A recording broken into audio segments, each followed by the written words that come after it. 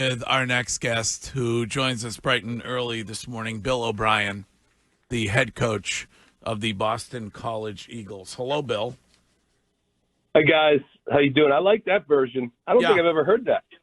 Mike, I feel like my contribution to this season, if you're into it, I will get the Dropkick Murphys to perform that at a game this season. Oh. If you're interested. Oh, absolutely. That would be awesome. Oh, that would be so awesome. I think what we should do, we got to tie it into a foundation benefit in some way.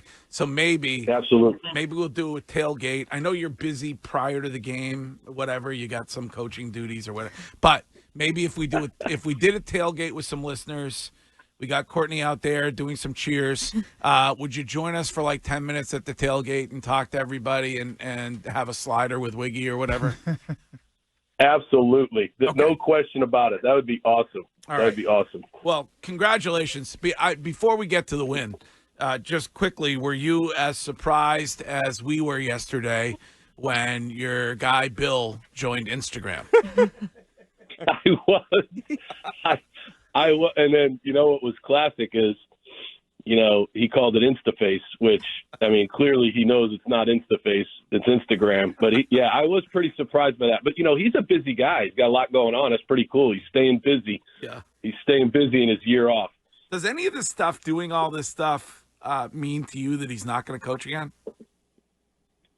No. I think that I think one of the things is with him is if you look at everything he's doing, it has something to do with football. So he's able to, watch the tape and talk football with all the different people he's talking to and review games and things like that. So I think he's definitely staying sharp, in my opinion, to be a coach again. Well, huge win on the road to start the season. It must have been for you exciting and encouraging to see the student reaction after that win. Yeah, it was awesome. We have a couple guys on the staff here whose kids go to school here, and they kind of sent them videos from the campus while we were still in Tallahassee.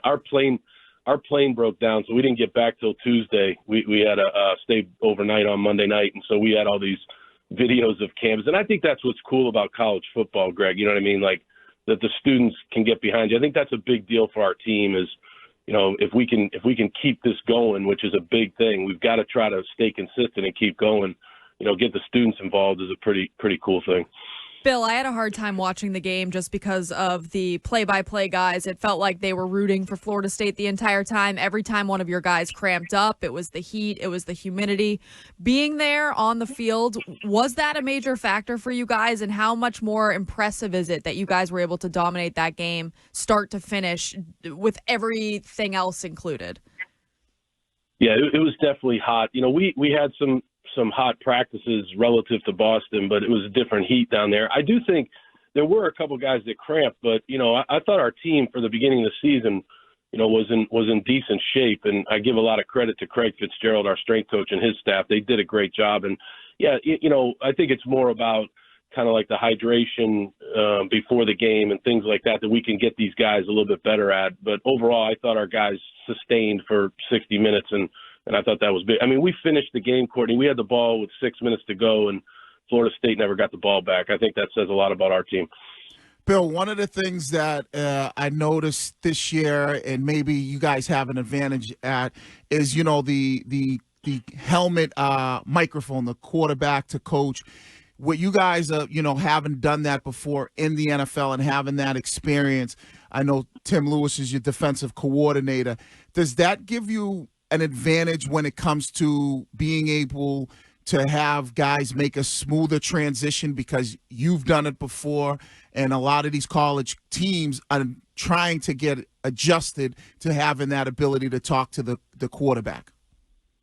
Yeah, I think that's a great point, Wiggy. Like, when you first do that, when I first did it was 2009, it takes you a while to kind of learn and get into the rhythm of how that works. It's not, the hardest thing in the world, but it takes a while to learn, it shuts off at 15 seconds and when you can press the button to start talking after the previous play, all that. And so our guys, they've done that before. So we did it a lot in the preseason. And I do think overall it just helps the rhythm of the game. I think it's better than having the players all look over at the sideline and you're holding up boards. And, I think it's better for the rhythm of college football. So I thought our guys for the first game, did a decent job with that.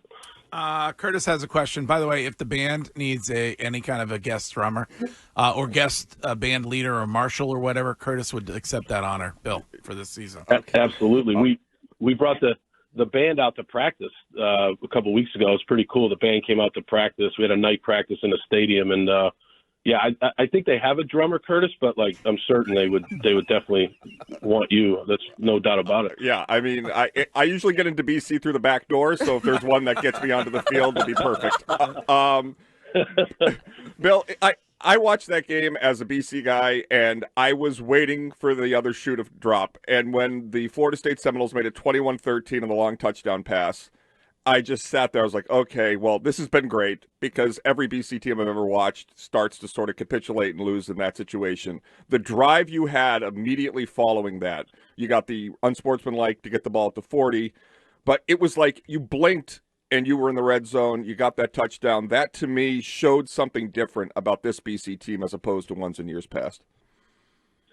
Yeah, I think that's that's going to be a key moving forward is in every close game that, I've ever been in, you have to have some type of drive like that, like an answer drive, right?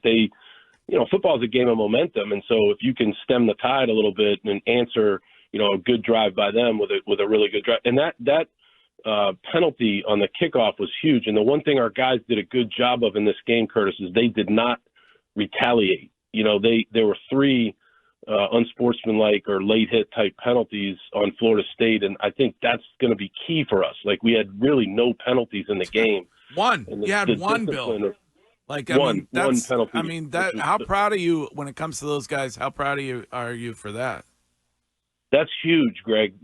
That's why I have a strong belief in how to win and take care of the ball, tackle well, and don't commit stupid penalties. And I think if you can do that, you got a real shot to win a lot of games. So we've got to keep that going. That's a big deal. And you got a touchdown when they had 12 guys on the field. You should get an extra point for that. Yeah, that was good. I don't want to play against 12 a lot, but that was pretty funny. That was pretty cool.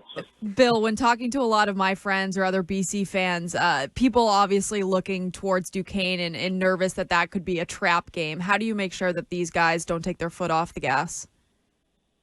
Yeah, I mean, that's the thing. I mean, we came back. We got back on Tuesday afternoon. They, give these guys credit. I've really preached to these guys, Courtney, about just one day at a time, man. Just take care of your responsibilities today. You know what I mean? And so they went to class. We had 6 guys that had to move. They had to move their rooms or whatever. Something happened there. They did that. They got that done. All right, now we're on to yesterday. Yesterday we had a good practice.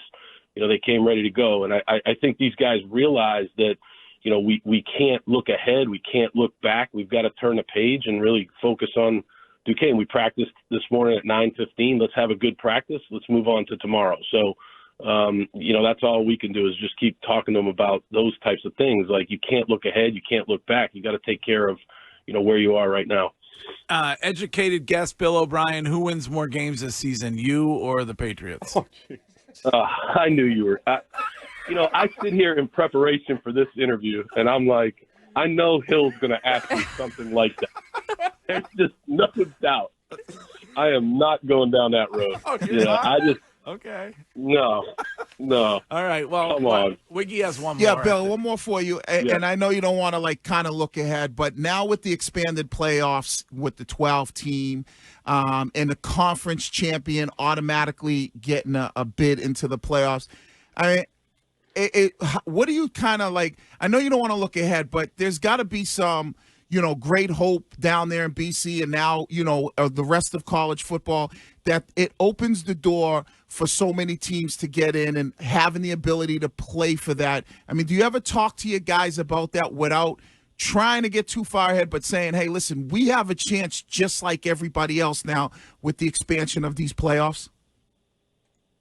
I'll give you 2 answers to that. Number one is I think when college football went to the 12-team playoff, I think that was a great move because, as you know, Wiggy, being involved in the NFL playoffs is awesome. It's a great experience, and the closer we can get to that type of experience for college football is awesome. As it relates to BC, Wig, like I love the question, and I think you have a great point, but we just got to worry about today, man. Like, we can't be worrying about like anything other than having a great practice on a Thursday. Like, we got a lot to cover today, and we got to really just focus on today and not really concern ourselves with anything other than getting ready to play Duquesne.